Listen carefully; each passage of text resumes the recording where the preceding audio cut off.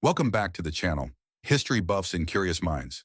Today we're diving into one of the most mind-bending what-if scenarios imaginable.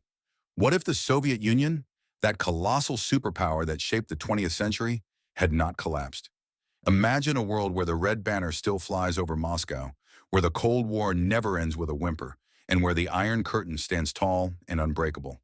Buckle up because this is going to be a wild ride through an alternate timeline that could have changed everything we know about the modern world.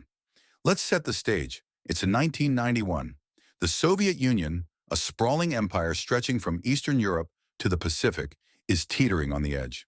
Decades of economic stagnation, political repression, and a costly arms race with the United States have left it vulnerable. Mikhail Gorbachev, the last Soviet leader, introduces glasnost and perestroika, openness and restructuring, hoping to save the system. But instead, these reforms unleash chaos. Nationalist movements erupt, republics demand independence, and the once mighty Communist Party loses its grip. On December 26, 1991, the Soviet flag is lowered over the Kremlin for the last time, and the USSR dissolves into 15 separate nations. The Cold War ends. The United States emerges as the world's sole superpower.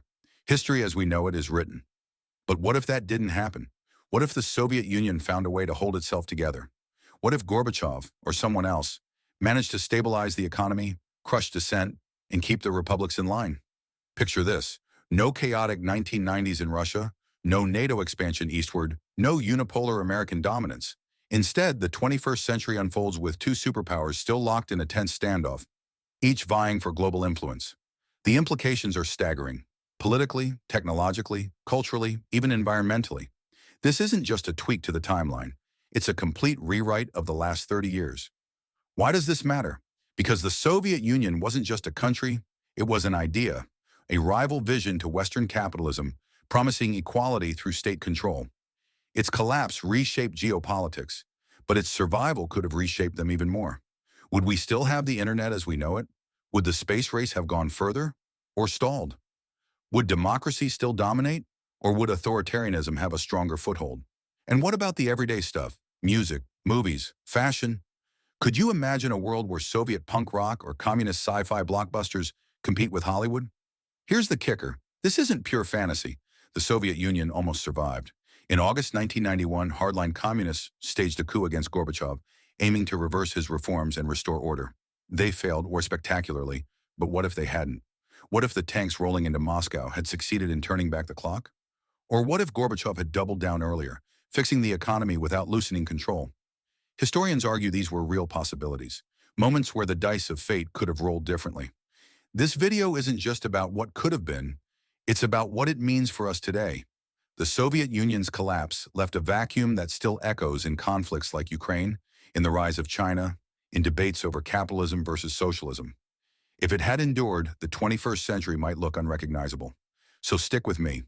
In the next part, we'll dive into this alternate world, the story of a Soviet Union that defies the odds, adapts, and thrives.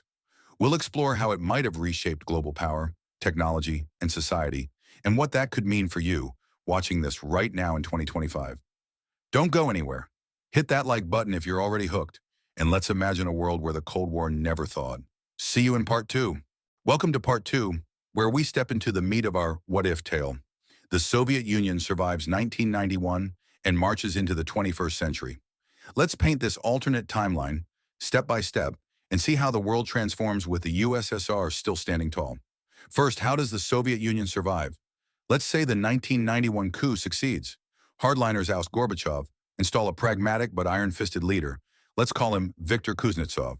Kuznetsov ditches glasnost but keeps perestroika, reforming the economy with a controlled dose of market policies, Chinese style. He cracks down on separatists in Ukraine, the Baltics, and Central Asia, using a mix of force and propaganda to keep the Union intact. By 1995, the Soviet economy stabilizes. Oil revenues are reinvested, factories modernize, and a new generation of technocrats keeps the system humming. The USSR doesn't liberalize, it adapts. Now, the Cold War doesn't end. It evolves. The United States, expecting a knockout blow, is stunned as the USSR rebounds. NATO halts its eastward expansion. Poland, Hungary, and East Germany remain in the Soviet sphere.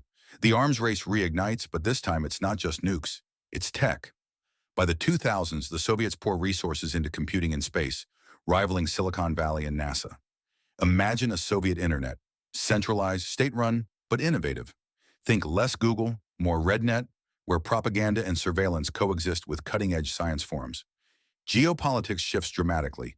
Without a unipolar USA, the Middle East stays a Cold War chessboard. The USSR backs Syria and Iran more aggressively, countering American influence in Saudi Arabia and Israel. Proxy wars flare up, but no war on terror as we know it. Al-Qaeda never rises without the Soviet-Afghan War's fallout. Instead, the 2000s see superpower standoffs in Africa and Latin America, with Soviet-backed regimes in Cuba and Venezuela thriving under a stronger patron. Technology takes a different path. The space race never slows. By 2025, this alternate USSR has a permanent moon base, branded Lunargrad, beating the US to the punch. On Earth, Soviet AI rivals Western models, though it's designed for control, not profit. Think mass surveillance systems that make the NSA blush. Green tech lags, though. The Soviets double down on fossil fuels, delaying global climate action. Picture a world where oil is king and the Arctic is a militarized Soviet frontier. Society evolves too. Inside the USSR, life is a paradox, modern but rigid. Citizens enjoy better living standards than in our 1990s Russia, with state-subsidized housing and jobs, but dissent is crushed. The West calls it a gilded cage. Culturally, Soviet cinema and music dominate the Eastern Bloc. Imagine gritty communist blockbusters competing with Marvel, or synth-heavy red wave bands touring Warsaw-packed cities. The Beatles? Outside Krasny Rock, Red Rock is in. Globally, democracy takes a hit. With the USSR as a viable alternative, authoritarian regimes, China, North Korea, even new players, point to it as proof capitalism isn't the only game in town. The US faces internal pressure too. Without a clear Cold War victory, American confidence wanes. By 2010, political polarization deepens. Capitalism's triumph isn't assured, and socialist movements gain traction in the West. What about the big moments of our timeline? 9/11 doesn't happen. Soviet influence in Afghanistan prevents it. The 2008 financial crisis still hits, but the USSR exploits it, offering loans to struggling nations and expanding its bloc. By 2025, the world is split. The Soviet-led Eurasian alliance versus a leaner NATO. No Ukraine war, Kiev's still Soviet, but tensions simmer in the Baltics and Poland. Climate change worsens, the USSR's industrial focus delays global cooperation, and sea levels rise faster. This is a world of balance, not peace. Two superpowers keep each other in check, but innovation thrives under competition. Space is colonized, tech leaps forward, yet freedom lags. The Soviet Union isn't invincible. Cracks still form, but it's a titan, reshaping history. Next, we'll wrap this up and reflect on what it all means. And here we are, the end of our journey into a world where the Soviet Union never fell. We've explored a timeline where the Cold War stretches into 2025, where red flags still wave, and where the global stage is a tense duet between two superpowers. So what does this all mean? Let's wrap it up and unpack why this matters. First, this alternate history shows how fragile our reality is. The Soviet collapse wasn't inevitable. It hinged on a few key moments, like the 1991 coup or Gorbachev's reforms. If things had gone differently, we'd live in a world of stark contrasts, more advanced in some ways, like space and tech, but lagging in freedom and climate action. It's a reminder that history isn't a straight line. It's a web of choices and chance. For me, the big takeaway is balance. In our timeline, the US dominated after 1991, shaping a unipolar world. But with the USSR enduring, power stays split. That's not all rosy. Proxy wars, surveillance states, and an oil-soaked planet aren't utopian. Yet it forces both sides to innovate, to compete, to adapt. Maybe we'd have moon cities by now, but at what cost? It's a trade-off. Progress versus liberty, stability versus chaos. This also hits home in 2025. Look around, geopolitical tensions with Russia, China's rise, debates over democracy's future. Our world still echoes the Cold War's legacy. If the Soviet Union had survived, those echoes would be a roar.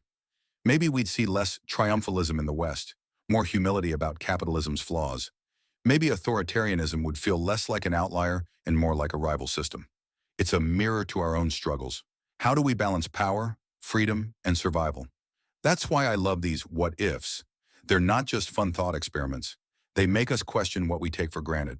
So what do you think? Would this Soviet-led world be better or worse? Would you trade our messy 21st century for one with moon bases and red wave rock? Drop your thoughts in the comments. I read everyone, and I'm dying to hear your take. Before we go, a huge thank you for watching. You're the reason I get to geek out about history and spin these wild tales. If you enjoyed this, smash that like button. It helps more than you know. And subscribe if you haven't already. Ring that bell so you don't miss the next one. We've got more alternate histories coming. Maybe, what if the Roman Empire never fell? Or, what if the internet never happened? Let me know what you want to see next. For now, keep imagining, keep questioning, and keep exploring. This is Alternative Historian, signing off from a world where the Soviet Union still stands. See you in the next timeline.